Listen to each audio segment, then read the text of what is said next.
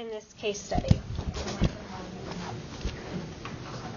Who are our characters? Lily. So we've got Lily.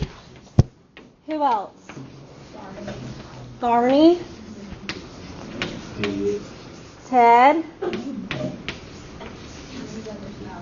Got their spouses. So who's Lily's spouse? Marshall.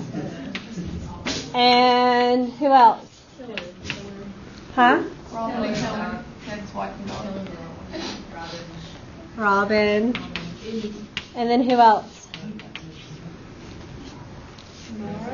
Nora. These names ring a bell at all? Yeah, common. Yeah. Except for we don't know who Nora is. Yeah. There's another one thrown in there. But yeah. So, kind of a fun thing when you read case studies if you can recognize stuff like this. If you do more case studies, you might realize that people do this a lot. Just to kind of pick names, they'll use pop culture as a way to do it. It's kind of fun. But, tell me, first off, with these characters, what are some things that your group recognized? What's going on? Kind of explain to me the scenario that this case study. So you can immediately see an in-group and an out-group. So who's our leader in this situation? Barney. And who are our followers? Lily and Ted. And we've got an in-group or an out-group between Barney. Out. And Barney and Ted in-group. So tell me about this situation. What's creating this in and out group? He doesn't really know much about Lily. He was telling his wife oh, I really don't know about her. And then Ted, they play golf together and have their fantasy baseball teams, and he has him go on all the trips, so he knows more about him. Yeah, so they have gotten to know each other, Ted and Barney, a little bit outside of work. And then Barney admits, I don't know anything about Lily. What else is contributing to this situation? What'd y'all pull out? He didn't really care to hire Lily, so he doesn't really care to get to know her. From her perspective also, he thinks her department is not even worth, investing in, kind of. Interesting. So Barney wasn't really, keen on hiring her, didn't really have a part in the hiring process, so he doesn't feel a commitment to her. And then there's kind of some assumptions being made by Lily that she feels like her department's not valued. What else is going on? Ted's worked there a lot longer, so he said that he had him as Barney as a mentor, so he's always looked up to Barney and had him help with everything, so Barney kind of took him under his wing, so he's going to carry his Ooh, yeah. So there's a mentoring relationship that's going on. What else? I think what's lacking in this, or the question mark, is you don't really know how Ted is feeling, but you know how his wife's feeling. So tell me, how does his wife feel? What's that conversation look like? Yeah. Why is she upset? What's been going on from her perspective? He's working too much. Working too much. What's he missing out on? His kids. What about Lily's spouse? He's just do your job and just don't complain. Sounds just like my husband, yeah. But yeah, just saying don't really understand why this bothers you so much. Can't you? Isn't there a part in there that he says can't you just go to work and do your work? Why does it matter how you feel? Nora, Barney's spouse, what's her perspective on all this? She didn't really like it until she read that letter that Barney wrote and how he rate. But she also was oh, is this going to get you promotion? I really want to dine from table from home. Ah, interesting. So, did y'all take a look at the letters? So those things that were back in the appendices. What are some things that stood out to y'all from just knowing now kind of the situation that's happening at American Canola, looking at those letters, what stood out to y'all? Getting to read through those things. Length and depth of thought.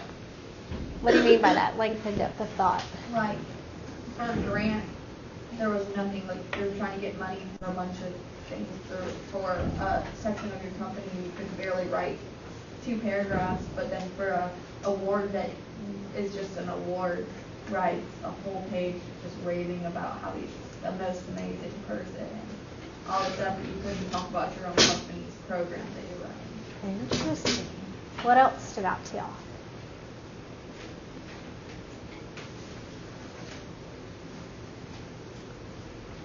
I also Lily was kind of in the for me stage, like she didn't make an effort either.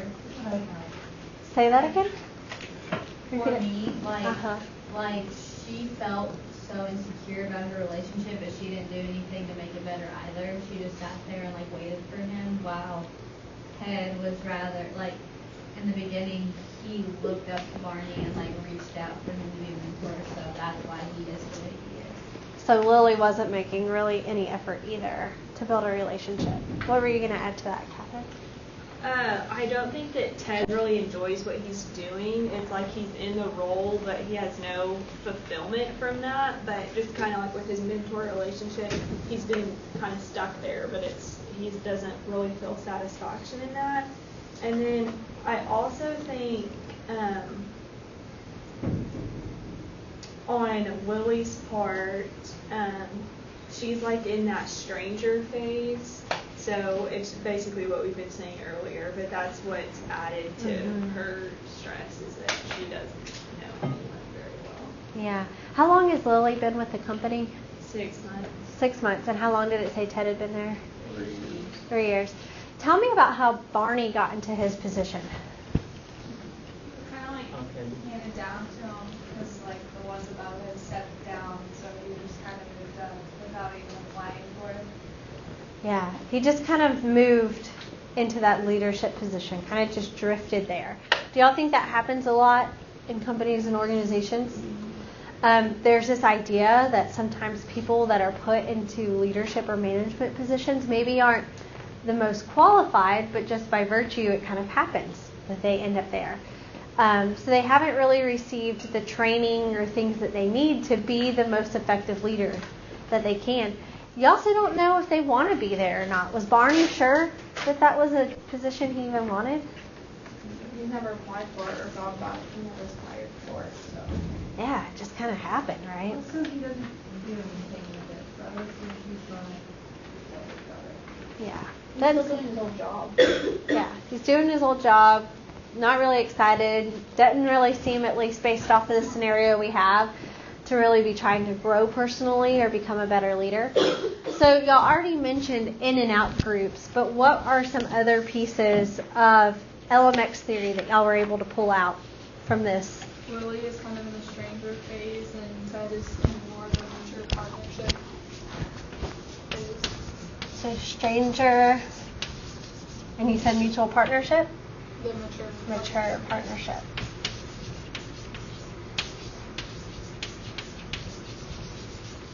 What else did y'all pull out about LMX theory? I don't know whether it's with the theory or not, something that you could tie that to, but Lily was very appreciated in her other job and had lots of like rewards and incentives, and so it's completely flip-flop. So I think she's kind of expecting to be as well respected or as look as good as she did in her old job, but now she isn't. Yeah, so, okay, I think that may not be something that's hugely a part of LMX, but what does rewards and stuff kind of remind you of a little bit? What other contingency theory? Is that path goal? Path goal. So path goal theory, remember, was all about, as a leader, you being able to identify what your follower needs to accomplish your goals. Some followers need obstacles removed. Some followers seek rewards. How in the world do you know what your followers need if you don't have a relationship with them, right? I kind of saw Lily as being more relationship oriented, and Ted was more task. Oh, yeah. So Lily is a relationship oriented person. Ted, a task person. What would you say Barney is? I actually think he's very relationship driven. So then why isn't he seeking out a relationship with Lily? Because he doesn't really want to hire her in the first place. So it's kind of like a board that to think about Norva's decision. Just he didn't have any commitment to her. He didn't it was kind of just didn't care. So that makes me think of all the times when we sat back and okay, well, then they're not going to respect them as much. So it really shows that too, the decision. So he kind of feels like he wasn't part of the decision in hiring her, so why should he be invested in her?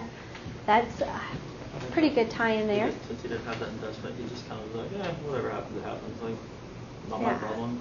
No, I didn't put my effort there, so it's not wasted. Yeah.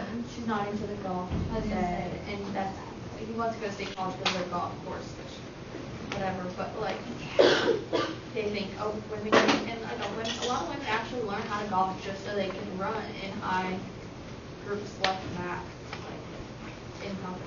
Yeah. And she never had to with her old jobs because she was queen bee or however she called herself. So she's getting left out because she's not in baseball fantasy and stuff like that. Absolutely. Things like that, it's crazy, but things like that do happen in the workplace, right? If you imagine if you were part of this family or, this organization and you had a family or were a single parent and you couldn't travel to these conferences, if that was what was required to establish a relationship with your boss, that's pretty problematic, right? So what, in y'all's opinion, what did y'all talk about? What should Barney be doing to try to build more relationships? Not just with Lily, but even other folks in his company. He needs to invest more. Invest more? Personally, invest more. Not just be, just going in and, what's on your agenda today? Yeah. Just to have that normal conversation. Yeah, I like that. Offer some other responsibilities that you normally give to Ted to other people in his division, because for one, that gives Ted some time off and to go watch Nolan's baseball game, but also gives him a chance to meet and learn kind of how his other employees work. Absolutely. I like that.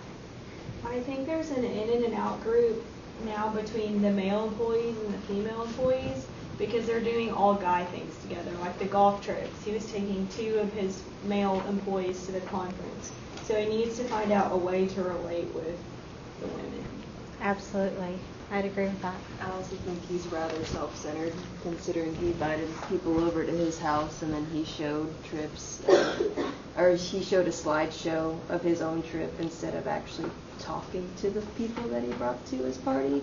Oh, He was like, hey, look at me, I'm great. Okay, good, you sat and watched this.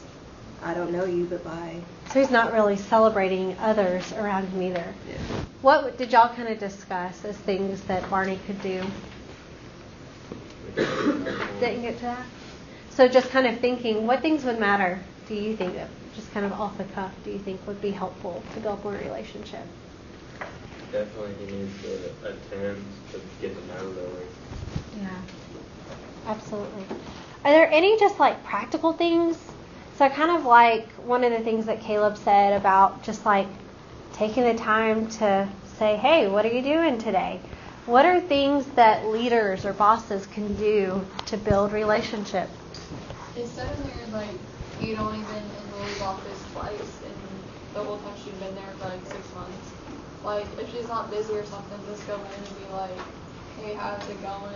Just kind of talk and just get to know him better, be more personable. Instead he didn't, he liked being boss, but he didn't really like doing the hard work of it. So he should just go and just talk to him more. And see, I think that's so interesting that he likes being boss but doesn't like doing the stuff. And here you have an employee who likes doing the stuff but isn't being given stuff to do. Do you think Barney, kind of going even along those lines of sharing responsibilities, could even share some of his responsibilities with Lily? And he is developing a relationship with her and then also meeting one of her needs of feeling like she's accomplishing things, generating new ideas, being creative. I feel like he could even, be like, oh, Justin, hey, there's this thing coming up. Would you maybe want to do this for it? Yeah. There's a meeting coming up. I need, this done before. Can you do that? Yeah. I mean, there's some things that bosses may be responsible for, But there's nothing wrong with them delegating it to someone, right? What are you going to add to that?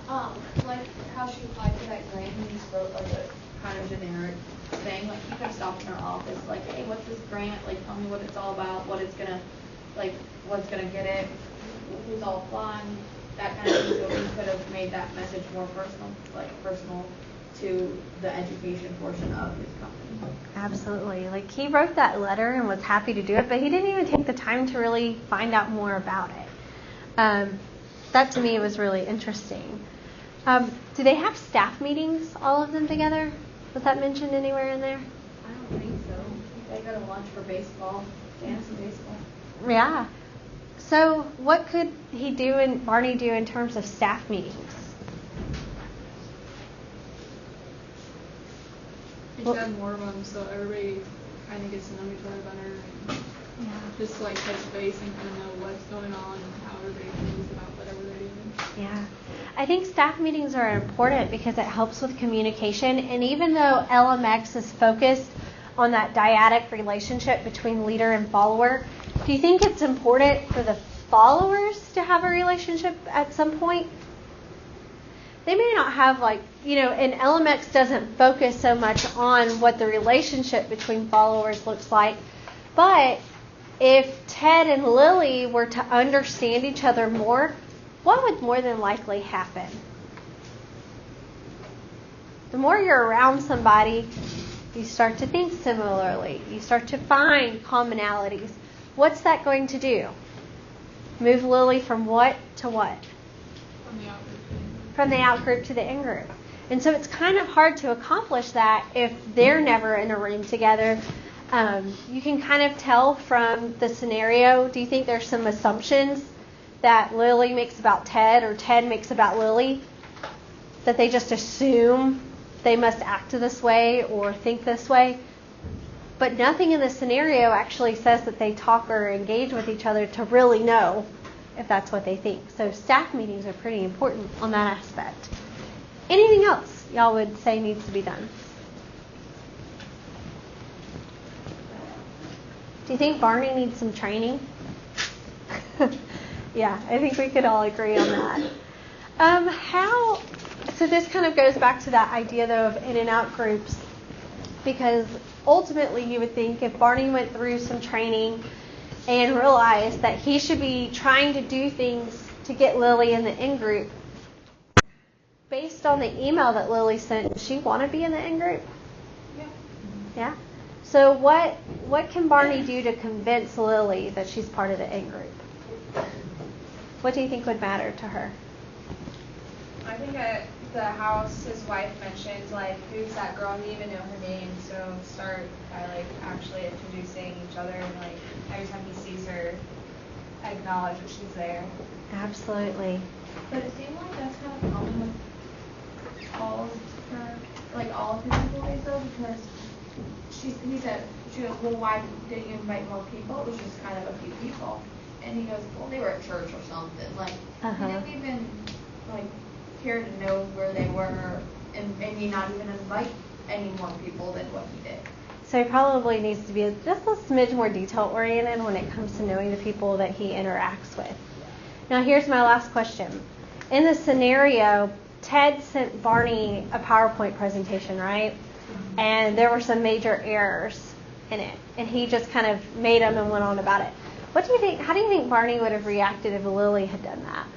He would have been like, she can't even do this right, she can't spell right, she has no grammar. Yeah. He would have been chewing her. Just frustrated, right? So you've got to remember that those in and out group relationships, while oftentimes more is expected of people in the in group, they also get away with a lot more. Do y'all think that's true? Yes. Why? They do no wrong. They don't want to put them on the outskirts. They're in group. You stay in group. Yeah. So kind of think about that. As a leader, are there people that you get frustrated with or that you, I don't want to say hold to a higher expectation, but just you're more critical of their mistakes because they're in an out group rather than being part of your in group? Think on that one. Yeah. So I think, I don't know, LMX theory for me is really cool because I think not just in a work sense, but in a friendship sense, just anything in life, in groups and out groups happen, and there's just so much that we can glean from it. And this idea of building strong relationships ties into almost every theory that we talk about. So I think it's pretty cool. Looking ahead to next week, we're going to talk about transformational leadership on Tuesday, another one of my favorites. So make sure you read that chapter. There's a lot of meat to it. And if y'all have any questions, let me know. So y'all have a good weekend.